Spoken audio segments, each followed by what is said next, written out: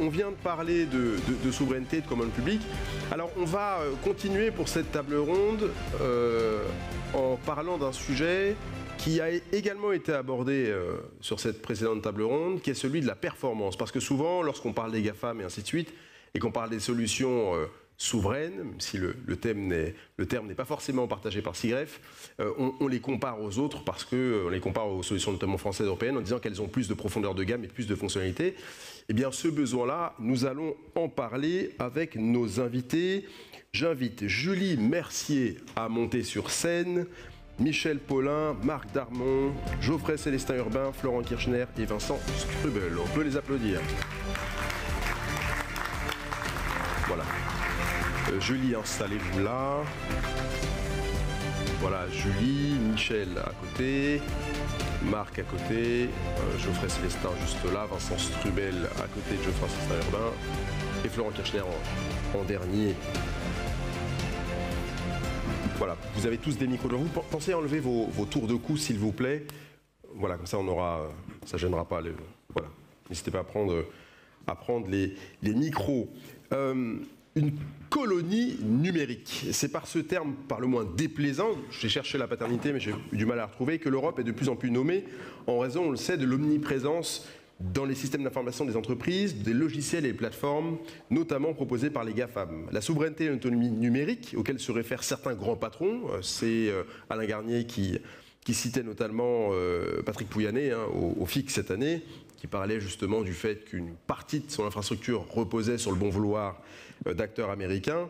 Eh bien, cette autonomie, aujourd'hui, elle est appelée en tout cas une partie d'entre eux, l'appel de leur vœu. Pourquoi est-il nécessaire de rappeler que les offres dites souveraines répondent aux besoins des métiers et qu'elles en sont aussi les gages de performance? Eh bien, pour cela, nous avons cette table ronde, bien garnie d'ailleurs. Donc, je le disais, nous sommes avec Julie Mercier, directrice de la DEPSA, Michel Paulin, président du CSF Logiciels et Solutions Numériques de Confiance, Marc Darmon, président CSF Industrie de Sécurité, Geoffrey Célestin Urbain, nouveau président du campus cyber, Florent Kirchner, directeur du pôle souveraineté numérique à GPI, en bout de table, et Vincent Strubel, directeur général de l'ANSSI, qu'il n'est pas forcément utile de présenter.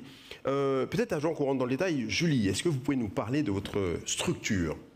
Alors bonjour à tous. Alors ça risque de détonner un tout petit peu avec la tonalité très... N'hésitez pas à rapprocher le micro, s'il vous plaît. Ouais. Avec la tonalité de la table ronde précédente, parce que justement ma direction a été créée pour structurer, animer le dialogue public-privé dans une logique à la fois de construction du continuum de sécurité, donc sur le continuum des hommes, donc que ce soit les forces de sécurité intérieure, mais aussi les polices municipales, dont on parle beaucoup en ce moment, la sécurité privée, les collectivités territoriales, et aussi dans le lien avec l'ensemble des fournisseurs du ministère actuel ou en devenir, pour s'assurer qu'on ait bien un tissu industriel suffisamment dynamique et vivant pour répondre aux défis de demain, notamment en termes de souveraineté. Donc pour dire que l'administration, peut-être, il y a certains signaux qui peuvent inquiéter, mais que, en tout cas, on a bien en tête les enjeux qui sont les vôtres et que l'administration se structure et s'organise pour justement essayer d'y répondre. Et donc la direction a été créée il y a 2 ans dans cet effet. Une première question sur ce sujet pour vous, Florent. Pourquoi la souveraineté ne peut-elle être abordée aujourd'hui sans parler aussi de la question de la performance ? Bonjour à toutes et à tous et merci pour l'invitation à venir parler ce matin. Alors peut-être avant de rentrer dans le sujet, dans le détail, le premier élément qui me saute un petit peu aux yeux suite au premier échange qu'on a eu ce matin, le premier point qui me semble important à définir et à réfléchir, c'est d'apporter une définition à un concept qui peut parfois être un petit peu nébuleux, qu'est le concept de souveraineté, et de souveraineté numérique ou d'autonomie stratégique, pour en reprendre les termes de Philippe Latombe tout à l'heure. Parce qu'on voit qu'il y a une certaine passion dans un certain nombre de ses propos, et que cette passion est certes louable, mais que pour pouvoir avancer, il faut aussi pouvoir ancrer ça dans un certain nombre de réflexions, peut-être pas dépassionnées, mais en tout cas qui vont au-delà des aspects passionnels. Alors moi, je vais vous proposer une définition que j'utilise volontiers de l'autonomie stratégique, qui combine 2 grands axes. D'accord ? La première, c'est une capacité à établir ses priorités et prendre ses décisions. D'accord ? Cette première capacité, le fait de pouvoir décider, de pouvoir comprendre et décider en tant que tel, presque in vitro, presque sur le papier. Elle est importante et on pourra y revenir. Il y a un certain nombre d'initiatives, et en particulier avec l'index de résilience, qui peuvent y contribuer dans un certain nombre de cas. Et cette capacité doit se doubler du deuxième axe, qui est les moyens institutionnels, politiques, matériels, de mettre ces décisions qu'on a prises dans le premier axe en action. Ça, c'est la partie souveraineté. Et si vous le voulez bien, moi je proposerai, en tout cas j'appuierai mes propos et un certain nombre des interventions que je pourrais être amené à faire et de discussions que je peux avoir avec vous après, dans cette logique-là, et dans cette réflexion-là, double réflexion-là. Ça c'est le premier point. Et puis le deuxième point sur lequel je vais revenir rapidement, c'est la notion de performance. Pareil, un concept peut-être un petit peu large et à dessein. C'est l'objet aussi d'une bonne discussion de table ronde, de pouvoir lancer une question assez ouverte. Moi, ce que je vous propose, c'est d'examiner le concept de performance plutôt sous des angles multiples aussi. Donc une performance, c'est pour certains d'entre vous, d'entre nous, qui avons été informaticiens dans toute une partie de notre vie, il y a une question de performance calculatoire. Combien de cycles CPU est-ce que j'ai besoin pour faire tourner un algorithme? Il y a une question de performance, de plus en plus de performance énergétique, par exemple, qui peut se poser. Et c'est un autre sujet sur lequel on a des vraies questions d'autonomie stratégique, c'est-à-dire de capacité à comprendre et à acter des moyens. C'est qu'aujourd'hui, il y a un certain nombre de sujets sur lesquels la performance énergétique touche à des limites qui sont presque des limites planétaires. Et on pourra y revenir si vous le souhaitez. Et puis il y a une question de performance au sens de résilience, et c'était Jean-Noël de Gazin qui évoquait le sujet au début. Voilà, cette question de est-ce que je continue d'exécuter, est-ce que j'ai toujours ces moyens-là, même dans des situations dégradées, qui touchent à ces sujets de résilience. Et donc du coup, moi, une fois que j'ai commencé à définir ces aspects-là, ça me paraît un petit peu compliqué, pour revenir à votre question, Thomas, de parler de souveraineté sans parler de performance. Parce que d'une certaine manière, on voit bien que les deux sont liés. Une capacité à prendre une décision, c'est aussi, ou à mettre des moyens, c'est aussi, est-ce que j'ai ces moyens-là et est-ce que ça va donner une performance derrière. Et donc, ma réponse, c'est que c'est extrêmement difficile aujourd'hui de parler de l'un sans l'autre. Peut-être pour un dernier mot sur le sujet de souveraineté, je pense qu'en tant que telle, cette capacité à décider, pourquoi elle est complexe, d'accord ? Il ne s'agit pas d'aller regarder simplement, entre guillemets, l'enregistrement de la société, le numéro SIRET de la société qui nous vend la solution, d'accord ? Vous le savez comme moi, la première chose qu'on fait quand on développe un produit numérique, d'accord, un service numérique ou un produit, c'est qu'on commence par faire une série d'importations de librairies, on commence par louer un certain nombre de serveurs et on se donne une infrastructure logicielle, matérielle, complexe pour pouvoir exécuter un service et rendre ce service ou fournir ce produit. Et aujourd'hui, une société, et il y en a quelques-unes, une société ou une administration française qui fournit un produit en France, ne s'appuie pas forcément en intégralité sur des briques qui ont été développées ou hébergées en France. Et ce n'est même pas possible de le faire en intégralité. Ce qui est assez probable, c'est qu'aujourd'hui, c'est impossible d'avoir un système non trivial où il n'y ait que des briques qui soient développées par des Français, si telle était la tentation d'une définition de souveraineté numérique. Je m'arrête là pour laisser la place. Voilà. On va y revenir. Je vous inviterai à faire des réponses un tout petit peu plus courtes pour que j'ai encore 2-3 petites questions à poser derrière. Marc, quand on parle de souveraineté, vous rapprochez notamment cette notion de celle de maîtrise technologique. Est-ce que vous pouvez nous expliquer pourquoi? Oui, effectivement, Thomas. Alors, moi, je me retrouve pas mal dans la définition de Florent sur la souveraineté. Je vais le dire avec mes mots. C'est maîtriser son destin, c'est faire ce qu'on a envie de faire pour préserver nos intérêts. Et donc, c'est principalement deux choses que d'ailleurs Florent a citées, c'est la résilience et la confiance. La résilience, comment garantir que nos systèmes résistent, sont permanents, et la confiance, choisir le niveau de sécurité et de confiance que l'on veut en fonction de nos besoins, en fonction des datas. Philippe Latombe parlait de kill switch tout à l'heure. Évidemment, c'est contre ça qu'il faut maîtriser. Alors, la souveraineté, c'est pas forcément l'autarcie. Si on maîtrise les sujets que j'ai cités, et évidemment, Donald Trump aujourd'hui est l'agent commercial rêvé pour les sujets de souveraineté, évidemment.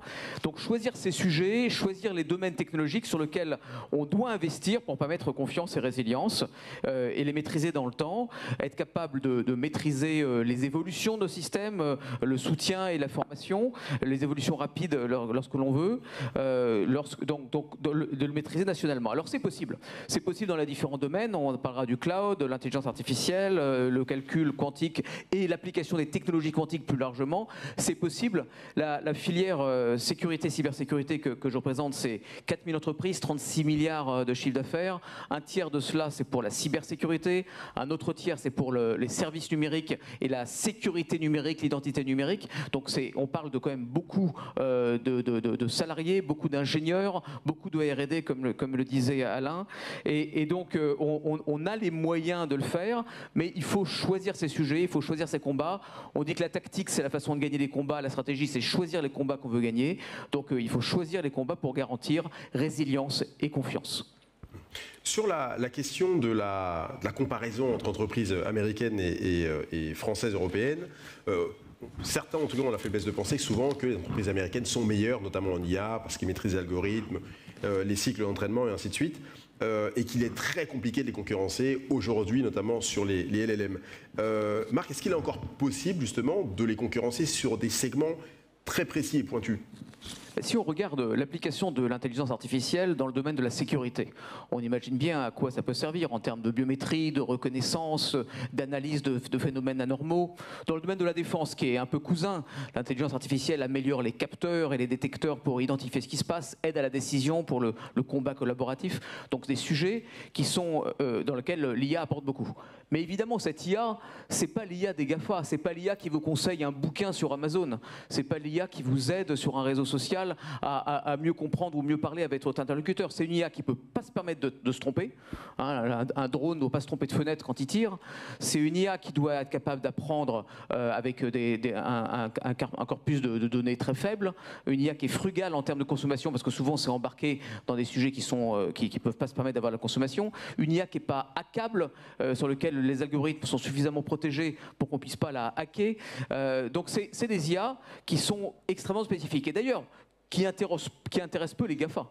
Et ben, je peux vous dire que sur ces IA-là, en Europe et même en France, on n'a pas à rougir. Je vais prendre l'exemple de Thales une fois dans la matinée. Nous, on a réuni un millier d'ingénieurs IA qui travaillaient dans plein de sujets à la fois au même endroit pour travailler sur beaucoup d'activités à la fois, et on les concentre là-dessus. On ne les concentre pas sur refaire des algorithmes génériques qu'on trouve en open source ou que font les GAFA. On les concentre sur cette intelligence artificielle pour les sujets critiques qui doivent toujours marcher, qui sont explicables, qui sécurisent les utilisateurs parce qu'on sait expliquer pourquoi ça donne toujours la même réponse quand on pose la même question, mais qui est aussi frugal, non hackable, explicable. Et là-dessus, on n'a pas à rougir en Europe, on n'a pas à rougir en France. Un mot très rapide, Marc, sur ce qui s'est produit cet été. On a Anduril, qui a signé Anduril, l'IA américaine, spécialiste de l'armement, qui a signé un partenariat avec Rheinmetall, un de vos camarades de jeu, entre guillemets, allemand. Est-ce que, justement, dans ce type de configuration, la souveraineté ne devrait-elle pas s'appliquer, puisqu'on risque justement un kill switch avec un Américain qui pourrait dire... Ouais, c'est plus qu'un kill switch. Alors là, vous m'amenez Thomas sur un sujet de défense, mais je vais essayer d'être très rapide. Ce qui est important dans le domaine de la défense, quand on est aujourd'hui en économie de guerre ou en économie de préparation à la guerre, c'est pas de charger nos usines, les usines de Rheinmetall ou les usines de Thales. Nos usines sont très chargées. C'est d'être capable de maîtriser nationalement ce dont on a besoin pour faire la guerre ou pour se préparer. Donc la formation des utilisateurs, la maintenance et les réparations, les évolutions très rapides de nos systèmes. En Ukraine, une nouvelle menace arrive toutes les semaines. Il faut que les systèmes puissent évoluer à toute allure. Si le design est fait aux États-Unis, on passera pas du tout en priorité sur les évolutions du système. Donc si Rheinmetall veut fabriquer des produits Anduril comme au Vietnam on fabrique des polos Ralph Lauren, c'est un sujet industriel, mais ce n'est pas un sujet de souveraineté. L'autorité de conception, la design autorité maîtrisée au plus près du terrain, au plus près des utilisateurs, c'est ça qui fait dans la défense qu'on a une vraie souveraineté. Donc être capable de maîtriser la conception, pas seulement la fabrication en usine, mais la conception, pour être capable d'évoluer, de faire une évolution très rapide, de déployer nos systèmes où on veut, de les prêter à qui on veut. Et donc ça, c'est une vraie souveraineté. L'accord dont vous faites allusion, je ne crois pas qu'il le permette. Florent et Marc Darmon, et c'est une question pour vous, Michel Paulin, ont abordé à plusieurs reprises la question de la maîtrise la totalité de la chaîne. Est-ce que c'est ça finalement, être souverain, être autonome de manière numérique, d'être en mesure de contrôler la totalité des pièces d'une chaîne, fût-elle numérique? Avant de répondre à votre question, je voudrais juste dire que je suis tout à fait d'accord avec les définitions de la souveraineté, mais je vais répéter, moi, ma définition de la souveraineté qui est un petit peu plus politique ou rationnelle. Moi, je pense que la souveraineté, c'est la liberté. C'est la liberté de choix et c'est la liberté d'action. Et c'est la liberté de choix et la liberté d'action en toute connaissance de cause et en compréhension des conséquences de ces choix. Et un des problèmes que nous avons dans le numérique aujourd'hui, c'est que, indépendamment de ce qu'on va parler sur la maîtrise, c'est qu'on est sous dépendance. On est sous dépendance technique, on est sous dépendance légale, on est sous dépendance financière. L'exemple, Philippe a parlé de VMware, qui démontre aujourd'hui qu'il y a des gens qui utilisent leur abus de position dominante, qui utilisent leur monopole de fait. D'ailleurs, c'est très intéressant de voir que les Américains nous reprochent de reprocher à des gens être en position monopole et ne veulent pas faire appliquer le droit. Et donc ça, c'est des choses qui sont aujourd'hui extrêmement inquiétantes parce que ça veut dire qu'indépendamment de la capacité de maîtrise, on a un écosystème aujourd'hui extérieur, en particulier américain, qui veut faire en sorte que nous puissions plus avoir la liberté de choix. Et ça, c'est à mon avis extrêmement problématique en termes politiques, mais également pour les entreprises et en particulier d'un point de vue économique. Pour ma part, je ne crois pas aujourd'hui, il n'y a que les Chinois qui ont dit qu'ils allaient avoir la maîtrise de la totalité du stack. Parce qu'il faut regarder la totalité du stack. Il faut commencer bien sûr en haut les algorithmes parce que c'est ce qu'on voit, c'est ce que les utilisateurs voient. Mais après il faut parler du cloud parce que sans cloud il n'y a pas d'IA, sans cloud il n'y a pas de software. Il faut parler des softwares, il faut parler aussi des GPU, les fameuses GPU. Alors on a vu que bientôt il n'y aura plus de GPU si ils seront disponibles uniquement aux Américains si ça continue. Mais après on peut aller même jusqu'aux terres rares. Il n'y a qu'un seul pays qui a dit qu'il voulait maîtriser la totalité du stack, c'est la Chine. L'Europe n'en a pas les moyens. En revanche, je pense que ce qu'il faut, c'est définir une vision stratégique cohérente avec l'ensemble des acteurs politiques et économiques pour faire en sorte qu'on soit fort sur certains points. Le problème de l'Europe aujourd'hui, c'est qu'elle n'a pas de point fort. Elle n'a pas d'operating system. Dans le cloud, elle est faible, et Dieu sait que je connais bien ce secteur-là. Dans le domaine des composants, malheureusement, là aussi, encore plus faible, alors que Taïwan l'est, ou que le seul domaine où nous sommes extrêmement forts, c'est le domaine des graveurs, parce que là, nous sommes leader mondial. Il vient de faire un investissement majeur dans le domaine de l'IA. Et donc, je pense qu'il est indispensable que nous ayons une réflexion pour faire en sorte que nous ayons des points forts dans l'ensemble de cette stack pour établir un rapport de force. Et aujourd'hui, nous sommes face aux Américains à des gens qui, en permanence, parlent de rapport de force et utilisent leur rapport de force dominant pour nous imposer. Et d'une certaine façon, c'est ce que font aussi les Chinois pour essayer de prendre la maîtrise de l'ensemble du stack. Et je pense qu'aujourd'hui, il est donc extrêmement malsain que des acteurs économiques ou politiques disent qu'une guerre est perdue. Parce que quand vous dites que la guerre du cloud est perdue, eh bien vous ne vous battez pas pour pouvoir établir un rapport de force équilibré. On parle de cloud de confiance et il est indispensable aujourd'hui que nous ayons un cloud de confiance qui établit un rapport de force qui fasse qu'aujourd'hui, non pas 100% des acteurs français prennent les acteurs de cloud français, mais qu'ils rapportent un peu plus que 13%. C'est ça, la maîtrise. Et donc je pense aujourd'hui que les entreprises doivent réfléchir. Personne ne met tout son achat dans un seul fournisseur. Pourquoi le numérique serait l'exception? Et c'est pour ça que je pense que toutes les directions générales et les boards doivent aujourd'hui prendre conscience qu'une stratégie numérique, quel que soit le domaine, pas dans le domaine de la tech, mais quel que soit le domaine dans lequel vous êtes, aujourd'hui est une réflexion indispensable qui doit être faite au niveau des boards et au niveau des directions générales pour justement s'assurer qu'ils gardent la maîtrise de leur futur et que les dépendances techniques, légales, juridiques et les dépendances numériques, économiques soient identifiées et, si possible, soient atténuées. L'exemple de VMware prouve aujourd'hui que du jour au lendemain, quand vous multipliez les prix par 3 ou par 5, et ça peut arriver quand vous êtes en position de monopole pour tous les autres acteurs, qu'est-ce que vous faites quand vous êtes directeur général? Vous faites quoi? Vous n'avez pas le choix, vous êtes en position de dépendance totale, vous n'avez aucune maîtrise, et vous allez grogner sur les autres budgets au détriment de votre stratégie et au détriment de votre capacité de croissance. Et donc c'est ça aujourd'hui la maîtrise. C'est pas de dire je reprends tout, c'est pas le protectionnisme, c'est pas le souverainisme, c'est la maîtrise de l'ensemble des technologies, des dépendances et de faire en sorte qu'on puisse établir des rapports de force. Et je pense que l'objectif de la filière, des filières, c'est justement d'aider à l'épanouissement de champions qui vont rétablir un rapport de force équilibré dans le domaine économique. Justement, dans la question de du rétablissement de rapports de force, Geoffrey Célestin-Urbain, dans une interview récente, vous appeliez à la nécessité de développer une filière de cybersécurité plus souveraine. Je crois que c'est des propos qui datent de juillet ou juin, il me semble. On a des acteurs qui existent sur le marché, ça a été dit à plusieurs reprises. Qu'est-ce qu'il faut faire, selon vous, pour les soutenir et leur donner encore plus de visibilité à ces acteurs ? Alors quand vous rapportez ces propos, en fait, vous avez tout à fait raison, et en fait, ils sonnent comme quelque chose d'excessivement banal, en fait, en réalité, et très très peu original. C'est-à-dire, j'aurais pu prononcer cette phrase, j'aurais été né, mais peut-être dans les années 80 ou 90, ça n'a fait que s'aggraver par la suite. Donc en fait, ce que je crains dans tout ça, politiquement, c'est une forme de banalisation du discours, en fait. Si ce discours n'est pas suivi d'actes extrêmement construits. Donc en fait, j'ai très très peur qu'on tourne en rond et qu'on se retrouve régulièrement tous les ans, tous les 5 ans, tous les 10 ans avec le même constat et une évidence presque conceptuelle pour tout le monde qui ne mord pas, qui est cette souveraineté numérique dont on parle à bon compte parce qu'elle nous permet de nous acheter une forme de bonne conscience politique, mais à peu de frais. Et je pense que c'est d'autant plus pernicieux que la chaîne d'acteurs avec des responsabilités dans cette affaire est extrêmement longue. Donc on peut toujours dire on a un micro-bout, mais il n'y a personne qui est vraiment chargé de l'assemblage de cette politique de souveraineté numérique. Alors, tout le monde en parle, mais personne n'en mange, et ça me donne un peu l'impression que soit c'est un avion en l'air qui atterrit jamais, qui touche jamais le sol, je fais une référence à Marc, soit c'est un avion qui décolle pas, en fait.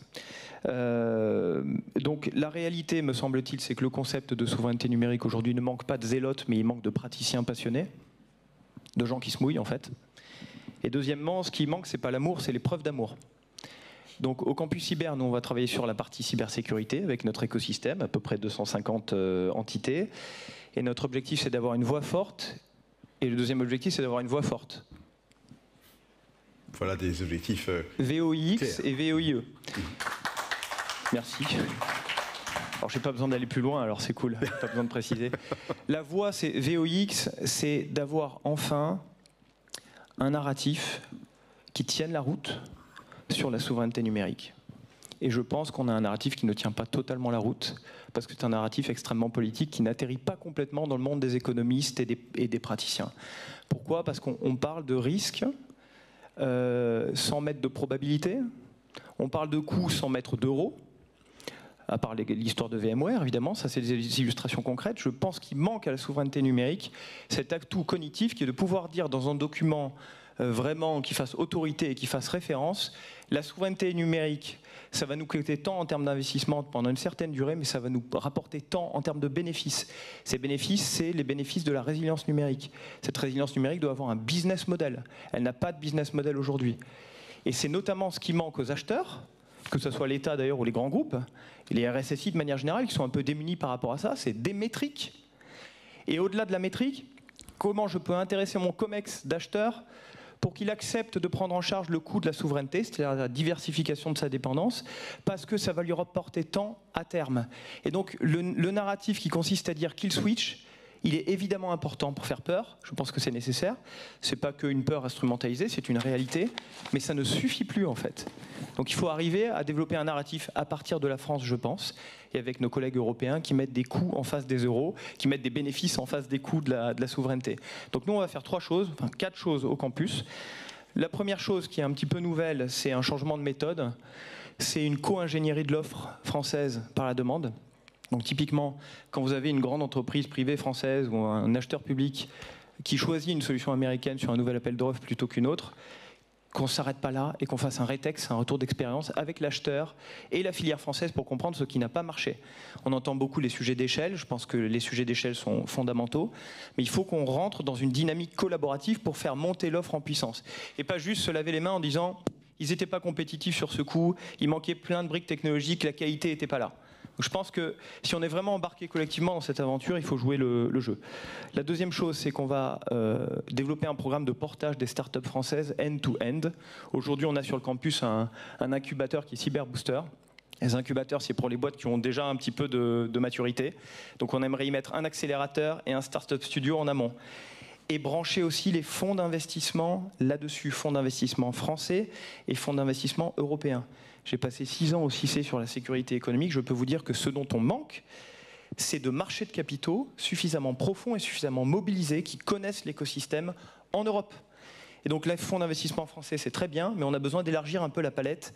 Et mon objectif, c'est que le campus cyber soit un endroit où on ouvre la porte à ces fonds d'investissement amis, d'une certaine manière, pour qu'ils puissent connaître davantage l'écosystème et le financer. On ne pourra pas rester franco-français éternellement. Et le dernier point que je voulais évoquer, c'est l'outillage des RSSI. Donc aujourd'hui, un RSSI ou un DSI qui veut acheter davantage français n'a aucune incitation à le faire fondamentalement. Si c'est son patriotisme intérieur, vous voyez, c'est vraiment avoir la fibre. Donc il faut arriver à outiller, mettre des métriques et trouver une espèce de reward, de récompense, de rétribution, réputationnelle ou autre, qui fait que le RSSI et toute la boîte a envie de s'engager là-dedans. Et je crois profondément en l'émergence d'un nouveau référentiel qui serait une RSE améliorée ou une ESG, où il y aurait un nouveau R. Et ça, c'est un sujet d'influence au niveau européen, au niveau mondial, qui est le R de la résilience. Et donc je pense que ça doit rentrer impérativement dans la politique RSE des entreprises. Donc il faut y travailler collectivement. Réponse un peu longue, mais j'avais très peur de ne pas pouvoir parler. Aucune raison d'avoir peur. Julie, votre mission consiste notamment à fédérer les besoins du ministère et des donneurs d'ordre privés. Quelle forme, justement, cette mission doit-elle prendre au regard de tout ce qui a déjà été dit ? Alors, peut-être juste pour revenir sur les sujets de souveraineté et puis après pour revenir sur ma mission, nous au ministère de l'Intérieur, par définition, on a un ministère pour qui la souveraineté est extrêmement importante dans ses missions, c'est le cœur du régalien dans la conduite de l'État.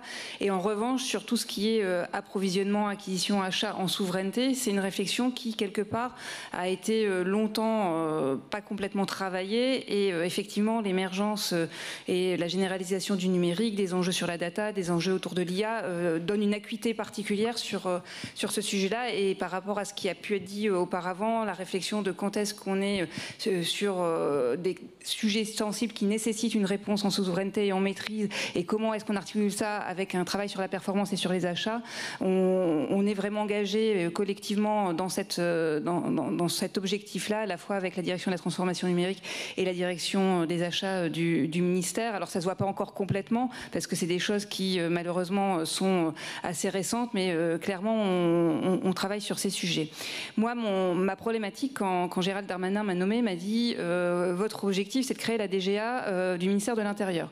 Moi je lui ai répondu, écoutez monsieur le ministre, je pense que à la fois ça n'est pas du tout ni la réponse ni le besoin, et le ministère n'a ni les moyens ni les besoins de le faire. Tout ça pour dire quoi? C'est que l'achat en souveraineté, la différenciation technologique dans le ministère de l'Intérieur et dans ses missions, c'est pas quelque chose qui est nécessairement structurant.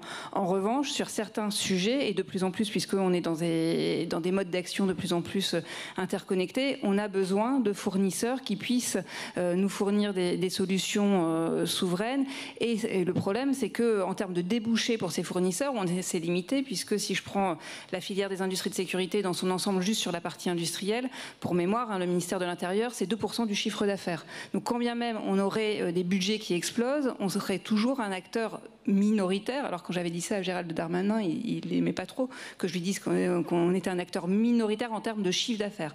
Par contre, on peut faire plein d'autres choses. Et donc les ambitions de ma direction, c'est à la fois sur comment est-ce qu'on s'assure que pour tous les fournisseurs et toute la maille des fournisseurs de solutions français, mais aussi européens, liés à un marché suffisant. C'est comment est-ce qu'on mutualise l'expression de besoin, et donc comment est-ce qu'on travaille avec les acteurs privés, et en particulier les OIV, sur la définition de ce besoin. Donc ça, c'est tout le travail qui est conduit avec Marc et l'ensemble des collègues, et y compris l'ANSSI, le SGDSN, dans le cadre du contrat stratégique de filière des industries de sécurité. Après, le contrat, c'est comme tous les contrats, on a la coquille, maintenant c'est comment est-ce qu'on le fait vivre à l'intérieur, et on essaye tous collectivement actuellement de le repenser pour le redynamiser. Donc ça, c'est de façon un petit peu macro. Et nous, de façon un petit peu plus, alors ça peut paraître anecdotique, mais en tout cas pour les boîtes qui bénéficient de ce soutien, ça ne l'est pas. On essaye de mettre en place des apports et des soutiens concrets. Alors là, je suis en train de travailler dans l'interministériel sur comment est-ce qu'on évite les 12 travaux d'Astérix pour les jeunes startups qui souhaitent se projeter à l'export et ou comprendre comment fonctionne le régalien, et donc être pas se substituer aux autres administrations, mais en tout cas être un guichet d'entrée où on peut donner un certain nombre d'informations. Et on travaille actuellement avec la direction financière du ministère à un label un peu similaire à celui du ministère des Armées, sur le label fournisseur du ministère de l'intérieur. Alors cette réflexion-là, moi j'aimerais l'étendre dans le cadre du contrat stratégique de filière, parce que comme je le disais, comme le ministère achète assez peu, c'est comment est-ce qu'on pourrait avoir demain un label fournisseur français de sécurité. Donc ça fait partie de ce qu'on peut travailler. Et après sur l'export, ce qu'on fait, c'est qu'on peut, et on est à l'écoute, et n'hésitez pas à venir nous voir, de sociétés qui, alors d'abord on essaye de fédéraliser et de mutualiser l'information dont on dispose via les attachés de sécurité intérieure sur les prospects en cours. Et quand vous-même vous êtes sur un prospect sur un territoire étranger, ce qu'on regarde et ce qu'on peut faire, c'est d'abord est-ce qu'il y a d'autres concurrents français ou pas, et donc dans ce cas-là la profondeur du soutien peut être un petit peu différente. Après on examine le prospect, on examine le soutien qui est demandé, mais ça nous est arrivé pour certaines sociétés en fait d'avoir des contacts directs avec l'autorité étrangère qui passe le marché, de mettre autour de la table les services régaliens qui utilisaient la solution française et avoir un échange entre opérationnels français et opérationnels du marché concerné, où on nous posait des questions. Quand vous avez intégré la solution, combien de temps ça a pris, est-ce que la société avait une forte réactivité, etc., etc., etc.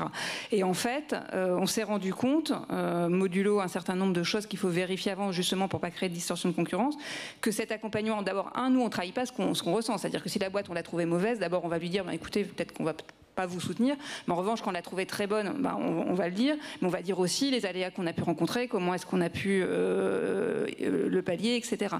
Et en fait, là, on est sur plusieurs opérations de ce type. Les marchés sont encore en cours, mais avec des badges de marché successifs qui sont passés, et avec plusieurs concurrents, enfin plusieurs candidats français qui sont dans la liste finale des concurrents. Donc voilà, ça peut paraître anecdotique, mais c'est des choses très concrètes qu'on met en œuvre et qui peuvent aider les sociétés. Donc n'hésitez pas à nous solliciter s'il y a besoin. Après, c'est ce que je disais, c'est-à-dire qu'avant que votre société soit éligible à ce type de soutien, on fait toute une instruction, y compris en intermédiaire ministériel, parce que forcément quand l'État apporte son soutien, il faut vérifier un certain nombre de choses, qu'on peut le faire dans des secteurs type la défense, type l'énergie, voilà. Vincent Strubel, je vous ai vu tout à l'heure, vous acquiesciez en partie à la vision de Geoffrey Célestin-Urbain.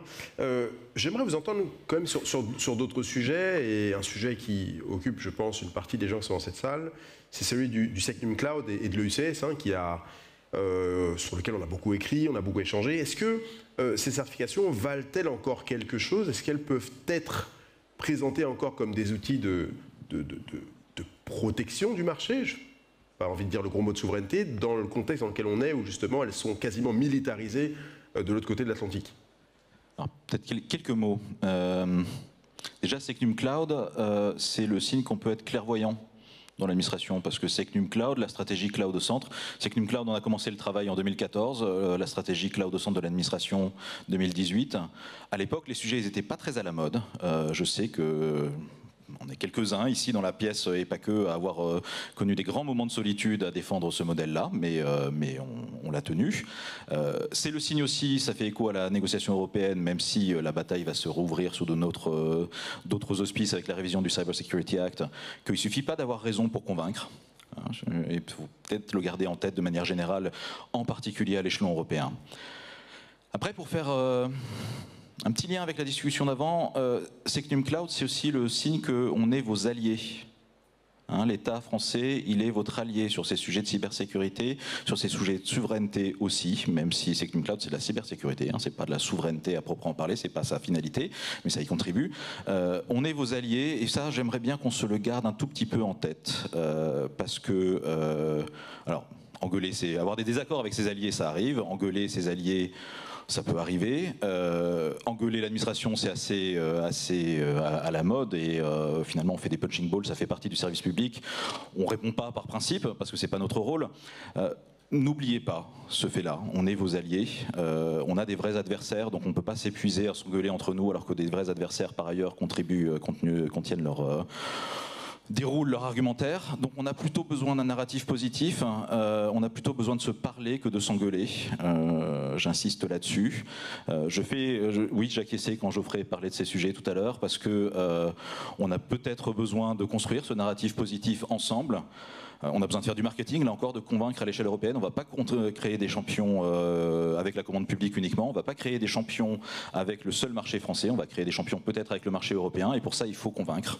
Il ne faut pas juste se contraindre entre nous.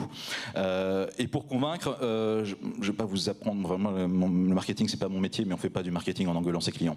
On fait du marketing quand un client ne choisit pas son produit en lui demandant pourquoi. Et c'est peut-être ça qu'il faut organiser aussi. Pourquoi ça n'a pas marché et qu'est-ce qu'on peut faire pour que ça marche la prochaine fois. Parce que c'est pas forcément que le client il est bête. Ça peut arriver, mais lui faire ce procès d'intention, c'est pas s'organiser pour remporter le marché de demain. Je ferme cette parenthèse. Sur ces sujets de souveraineté, Secnum Cloud en est un pan. C'est qu'un pan. Moi, j'ai plein de. Alors, je vais essayer d'être bref, mais sur ces sujets de souveraineté numérique, il y a au moins 3 enjeux qui sont des enjeux éminemment collectifs. Le premier, d'abord, il faut peut-être se souvenir de ça. Alors, je prêche pour ma paroisse. Être souverain, c'est pas être une victime facile des cyberattaques. On a plutôt été bons collectivement au niveau national pour sécuriser nos infrastructures les plus critiques. On a le même défi que tout le monde aujourd'hui qui est de sécuriser tout le reste. Et ça se fait pas pareil. Ça, c'est ce changement d'échelle auquel on doit s'atteler, qui passe par le rôle de l'État au sens large, par la loi. Je fais un petit clin d'œil à Philippe qui va examiner cet après-midi, à partir de cet après-midi, le projet de loi résilience qui fait partie de la réponse, qui pose un cadre, qui pose des obligations. Le rôle de l'État, c'est de partager son analyse de la menace, c'est de faire le cyberpompier en dernier recours. Mais il y a aussi un énorme rôle pour le secteur privé, qui est de construire des solutions qui marchent, pas pour les OIV, pour les communes, pour les PME, tout ça. Et ça, aujourd'hui, personne dans la salle n'a la solution complète à ce besoin-là. Donc vous avez besoin de travailler ensemble, vous avez besoin de travailler avec l'État, mais travailler aussi avec vos clients, avec les bénéficiaires, avec ces futurs assujettis NIS 2, pour proposer des choses qui collent à ce besoin et qui répondent à cet appel d'air qui va être créé par la loi, la transposition de NIS 2, mais plus fondamentalement par la menace. Donc ça, c'est un premier enjeu. Deuxième enjeu de souveraineté numérique, c'est de savoir défendre nos règles et de les imposer. Et ça, on a quand même une chance énorme de savoir le faire à l'échelle européenne. NIS 2, le Cyber Resilience Act, dans d'autres domaines, le DMA, le DSA, le RGPD, tout ça, c'est notre manière à nous d'imposer nos règles. Alors, c'est des succès, mais c'est des succès qu'il faut défendre. Je ne vous ferai pas un dessin, ils sont un peu menacés en ce moment. Il faut sans doute aussi les faire évoluer. J'ai parlé de la refonte du Cyber Security Act pour peut-être prendre en compte ces enjeux de risques non techniques. C'est un sujet sur lequel on a buté par le passé. Pour faire ça, là encore, au niveau européen, il faut convaincre. Il ne faut pas juste avoir raison.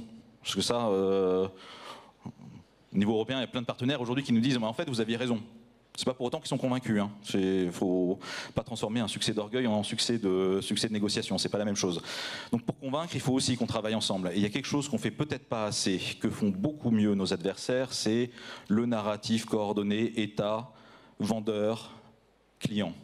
Quand vous voyez successivement dérouler l'argumentaire du gouvernement américain, l'argumentaire d'Amazon, et puis les clients d'Amazon qui racontent qu'ils sont beaucoup plus heureux, beaucoup plus riches, beaucoup plus heureux, beaucoup plus chanceux depuis qu'ils sont tous basculés chez Amazon. C'est peut-être ça qu'on doit construire aussi ensemble. Et ça, ça se construit à plusieurs. Et peut-être que là aussi, le campus a un rôle à jouer, en plus d'organiser cette rencontre entre les vendeurs et les clients, et d'organiser la boucle de rétroaction. Et puis, oui, dernier sujet, c'est d'avoir... Moi, j'aime bien le concept de liberté de choix, de liberté d'usage de la technologie, parce que c'est pas tout refaire nous-mêmes, c'est parfois avoir suffisamment de diversité, de compétitivité pour avoir une liberté de choix, c'est parfois avoir de l'open source qui nous offre aussi des possibilités, parce qu'on refera pas tout nous-mêmes. Et là-dessus, là encore, je vous renvoie à mon message liminaire, il faut qu'on travaille ensemble plutôt que les uns contre les autres, il faut qu'on soit pas naïf. Pas être naïf sur les risques, ça je pense pas qu'on le soit, je pense que beaucoup l'ont été et nous on a eu cette chance de ne pas l'être. Maintenant il faut continuer à porter ce message. Faut pas être naïf sur les coûts non plus, parce que c'est pas en disant la souveraineté c'est plug and play, on prend les grandes briques américaines totalement intégrées et puis on les remplace par des briques souveraines, ça va rien coûter. Si, ça va coûter, évidemment que ça va coûter, évidemment aussi que c'est un investissement. et que c'est un investissement qui est rentable, j'en suis convaincu. Mais il ne faut pas le cacher sous le tapis, parce que sinon c'est la meilleure manière de se planter. De dire ça coûte rien, tôt ou tard le client va se rendre compte que ça coûte quelque chose et qu'il n'avait pas prévu. Donc ne soyons pas naïfs, et là aussi j'acquiesçais sur le fait qu'il faut un peu objectiver tous ces enjeux économiques. Combien ça coûte, combien ça rapporte.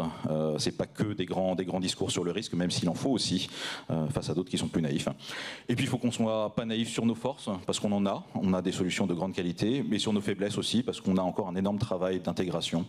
L'offre française, elle est géniale. Il y a plein de produits, plein de services qui sont géniaux. Il y a plein d'acteurs qui sont géniaux, mais il y en a peut-être un peu trop, ou alors il y a en tout cas un vrai besoin de consolidation peut-être des acteurs, mais ça c'est pas le rôle de l'État, même s'il peut être entremetteur, de consolidation des offres en tout cas, parce que là encore, la nouvelle frontière, c'est les petits.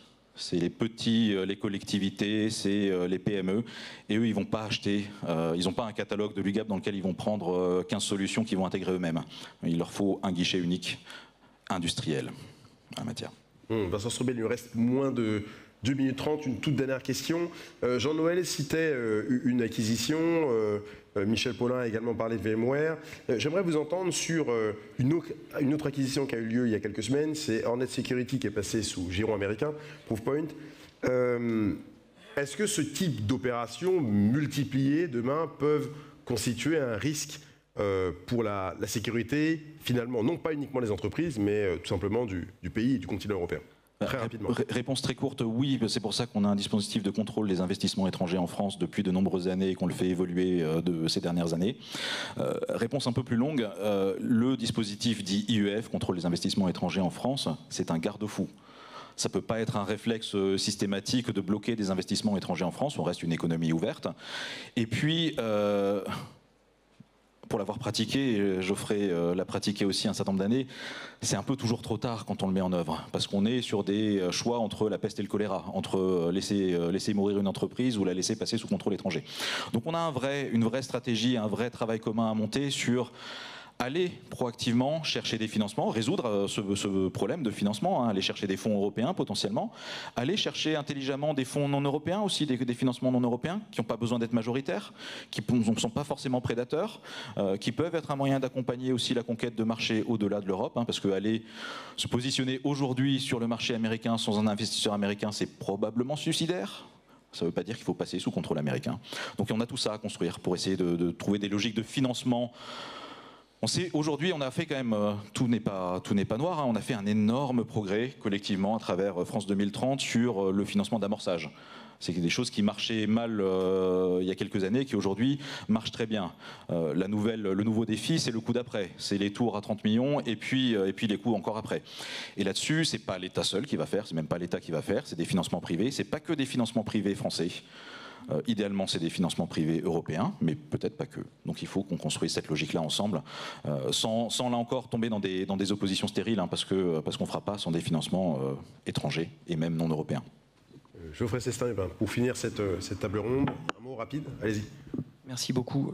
Je crois qu'on vit un peu dans une espèce d'illusion de penser qu'on va pouvoir redevenir ou devenir souverain numériquement en ayant à la fois des financements publics inférieurs à ce que nos grands concurrents balancent sur leur boîte, en ayant des marchés de capitaux qui sont très très déséquilibrés en interne européen par rapport, encore une fois, aux grandes puissances extra-européennes, et en ayant un système totalement ouvert. Vous êtes sur une espèce de triangle d'incompatibilité en réalité. Donc soit on a 1 et 2, et à ce moment-là on peut se permettre d'avoir 3. Donc en gros vous avez des financements publics très costauds, vous avez des marchés de capitaux qui s'approfondissent en Europe, et dans ce cas vous pouvez opérer un rééquilibrage vers la souveraineté numérique en maintenant l'ouverture commerciale et la liberté de circulation des capitaux, en d'autres termes permettre à des acteurs étrangers de racheter des acteurs européens. Soit vous avez ni 1 ni 2, ou 1 sans 2 ou 2 sans 1, et dans ce cas la question de l'ouverture se pose. C'est exactement la problématique des grands pays émergents qui développaient leur secteur industriel dans les années 80. Donc ce sont des choix politique et politico-économique à expliciter, je pense, à un moment donné.